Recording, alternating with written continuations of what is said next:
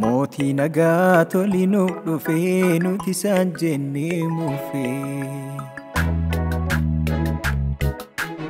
Abbaa ifaatu nuuf dhalatee goomataan keenyan kufee Durbii Maariyaam keessa buufatee inni cobba addunyaa baatu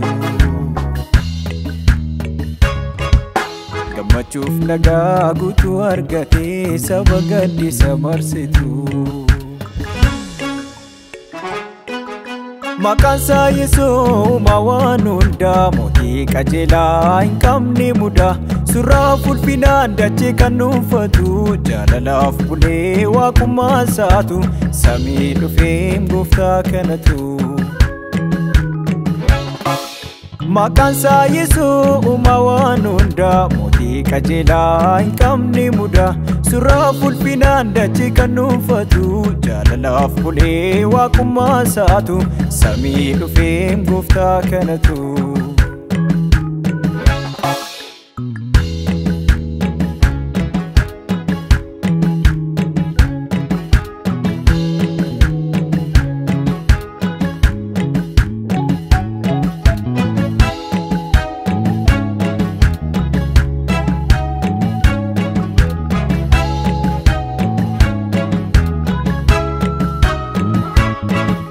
Hola arara toli mul'ate dhugaadha dhuga Bakkaatti ofiisaaf Yesuun dhalate dhugaadha dhuga Humni mootummaa gatitti sarara dhugaadha dhuga Maqaan isaa dinqiif beekaa waan maraa dhugaadha dhuga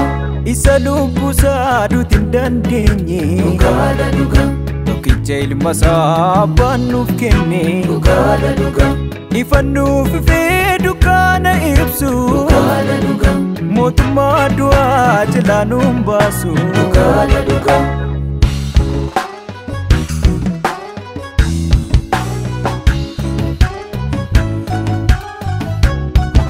Waadaa nuuf seenee karaa raajotaa dhugaadha dhuga Kan isin furuu ilmiin dhalataa dhugaadha dhuga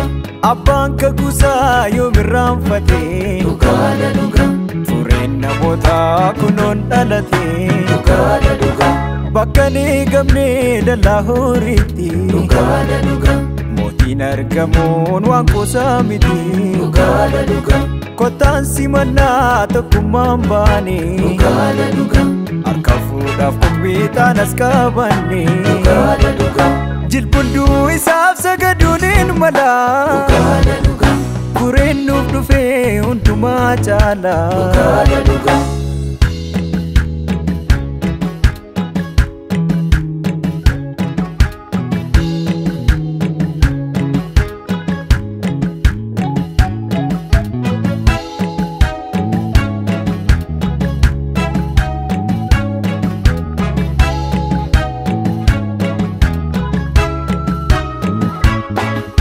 Hidda Daawit keessa akka yaadame Fayyisaa uumamaa durbeerra argame